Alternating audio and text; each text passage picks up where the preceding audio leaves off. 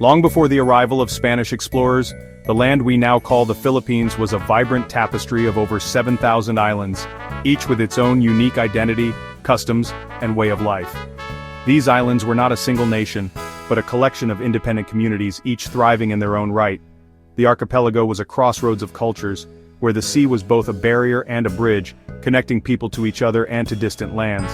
At the heart of these communities were villages known as barangays.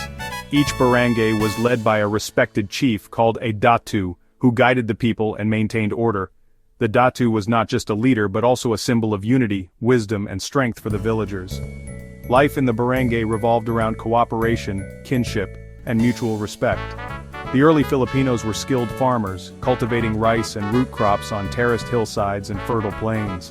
Along the coasts, fishermen set out in their boats at dawn, casting nets and traps to provide for their families.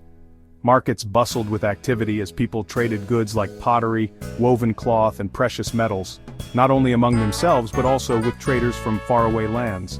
Their culture was rich and diverse, shaped by centuries of tradition. They wrote in their own script, Baybayin, and spoke in dozens of languages and dialects. Artisans crafted beautiful textiles, jewelry, and tools, while spiritual leaders performed rituals to honor the spirits of nature and their ancestors. Music, dance, and storytelling were woven into the fabric of daily life, passing down wisdom from one generation to the next. The balangay, a sturdy wooden boat, was the pride of these islanders. With these vessels, they navigated the open seas, forging connections with neighboring lands such as China, Japan, and Indonesia. Through maritime trade, they exchanged goods, ideas, and technologies, enriching their own culture while leaving their mark on others. Daily life was a blend of hard work and celebration. Villagers gathered to share meals, help each other in the fields, and celebrate harvests with music and dance. Children played under the shade of coconut trees, learning the ways of their elders through stories and games. The sense of community was strong, and everyone had a role to play in ensuring the well-being of the barangay. The early Filipinos were deeply connected to the land and sea, drawing sustenance and inspiration from their natural surroundings. Their lives moved to the rhythm of the tides and the seasons, in harmony with the world around them. This was the Pearl of the Orient before the storm, a land of resilience, creativity, and enduring spirit. In 1521, a Portuguese explorer named Ferdinand Magellan, sailing for Spain, landed in the Philippines. He was searching for a westward route to the Spice Islands. Magellan claimed the islands for Spain, naming them after King Philip II. He encountered the Filipinos and tried to convert them to Christianity. However, Magellan's arrival was not peaceful.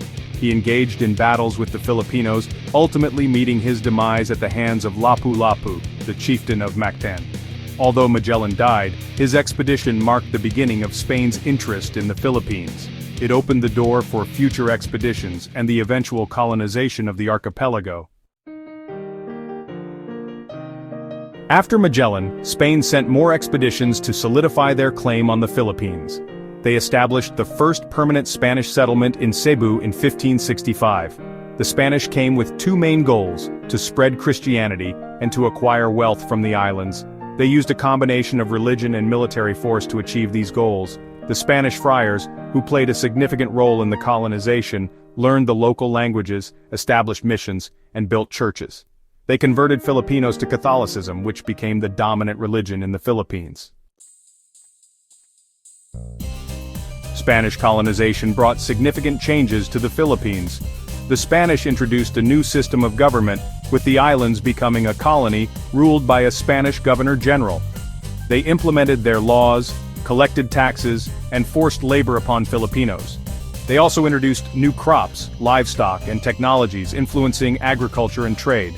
The Spanish built cities, roads, and bridges. Manila became the capital, a bustling center of trade and administration. Education was also transformed. Schools run by friars were established, teaching religion, the Spanish language, and European culture. This led to the rise of a new educated class of Filipinos who would later play a crucial role in the fight for independence. While the Spanish tried to assert their dominance, the Filipinos never fully accepted foreign rule. They resisted in various ways, from small acts of defiance to large-scale revolts. There were numerous uprisings throughout the centuries of Spanish rule. Filipinos revolted against forced labor, excessive taxation, and land grabbing. One notable revolt was the Dagohoy Rebellion, which lasted for almost a century. Another was the Tamblot Uprising, fueled by religious resistance against forced conversion. These revolts, though ultimately suppressed by the Spanish, really demonstrated the Filipinos' enduring spirit of freedom and their refusal to be subjugated. They laid the groundwork for the larger movement for independence that would come later.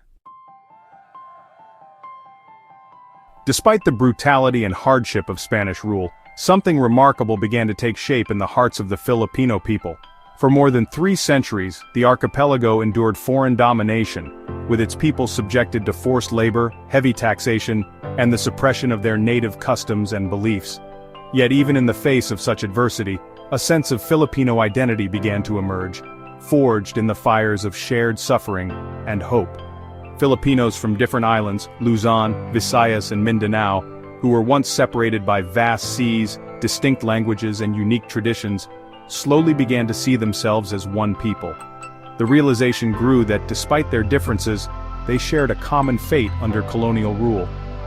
This growing unity was not just a matter of geography, but a powerful bond formed by the collective experience of oppression and the longing for freedom. The daily struggles of Filipino peasants, workers, and townsfolk, whether in the rice fields, the bustling markets, or the quiet villages, were marked by hardship and injustice. Spanish authorities and friars imposed their will, but the people's resilience only grew stronger. As stories of resistance and courage spread from one community to another, a sense of solidarity blossomed. Exposure to new ideas from abroad, brought by returning scholars and travelers, further fueled the desire for change and inspired hope for a better future. In the hearts and minds of many, the dream of a nation free from colonial rule began to take root. This dream was not just a distant hope, but a vision that gave people the strength to endure and the courage to act. The idea of a united Filipino nation, where people could determine their own destiny, became a powerful force that could not be easily extinguished. Central to this awakening were the writings and actions of Filipino intellectuals and reformers.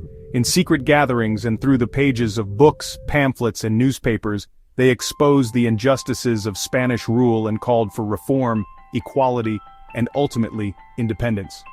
Their words reached far and wide, igniting the desire for freedom in the hearts of ordinary Filipinos and inspiring them to imagine a different future. These individuals, writers, teachers, and leaders, became powerful voices for change. Through their courage and conviction, they inspired and mobilized their countrymen, urging them to stand together and fight for their rights. Their legacy would become the foundation of a nation forged in fire, united by a shared vision of freedom and dignity. By the late 19th century, Spain faced challenges both internally and abroad. Its power was waning, and the Philippines became increasingly difficult to control. Meanwhile, the Philippine Revolution, led by Andres Bonifacio and the Katipunan, erupted in 1896. Filipinos from all walks of life joined the fight, demanding independence. The revolution gained momentum, fueled by the desire for freedom and self-determination. Although Bonifacio was later killed, the fight continued under the leadership of Emilio Aguinaldo. The Spanish-American War in 1898 marked a turning point. Spain, defeated by the United States, ceded the Philippines to America. While Filipinos declared independence from Spain on June 12, 1898, their fight for freedom was far from over. They now faced a new colonizer, the United States, which refused to recognize their independence. The Spanish colonization of the Philippines, spanning over 300 years, left an indelible mark on the country. It shaped its religion, culture, language, and identity. The Spanish colonization of the Philippines was a complex and tumultuous period, spanning more than 3 centuries and leaving an indelible mark on the archipelago. When Spanish explorers first set foot on Philippine soil in the 16th century, they brought with them not only their language and religion, but also a new system of governance and a different way of life. The islands, once home to thriving indigenous communities with their own customs and beliefs, were suddenly thrust into a world of foreign rule and cultural upheaval. This era profoundly shaped the nation's destiny. It was a story of conquest and conversion, as Spanish missionaries spread Christianity and built grand churches while soldiers enforced colonial authority. Yet it was also a story of resistance and resilience as countless Filipinos refused to surrender their identity and fought to preserve their traditions. Over time, the Philippines became a melting pot of cultures where Spanish, indigenous Chinese, and later American influences blended together. This cultural fusion gave rise to a unique Filipino identity, one that was neither wholly Spanish nor entirely native, but something new and vibrant. The seeds of nationalism were sown as Filipinos began to imagine themselves as one people, united by a shared history and a longing for freedom. The struggle for independence intensified in the late 19th century, as revolutionaries like José Rizal and Andrés Bonifacio inspired a nation to rise up against colonial oppression. Even after the Spanish flag was lowered, the fight for true self-determination continued, echoing through generations. The Filipino spirit, tested by centuries of hardship, remained unbroken. Their unwavering love for their homeland fueled their determination to reclaim their rights and shape their own destiny. Today, the legacy of Spanish colonization is still debated and analyzed in classrooms, books, and public discourse. Scholars and citizens alike reflect on the complexities of this period, its tragedies and triumphs, its injustices and its contributions to Filipino culture. Yet, despite the scars of the past, the Philippines has emerged as a vibrant modern nation. Its cities pulse with life, its people carry forward the lessons of history, and its culture continues to evolve. The Philippines, as we know it today, is a living testament to the enduring power of its history. Every street, every festival, every tradition is a reminder of the journey from colonization to nationhood. The strength and resilience of the Filipino people shine through in their daily lives, in their ability to overcome adversity, and in their commitment to building a better future for the next generation.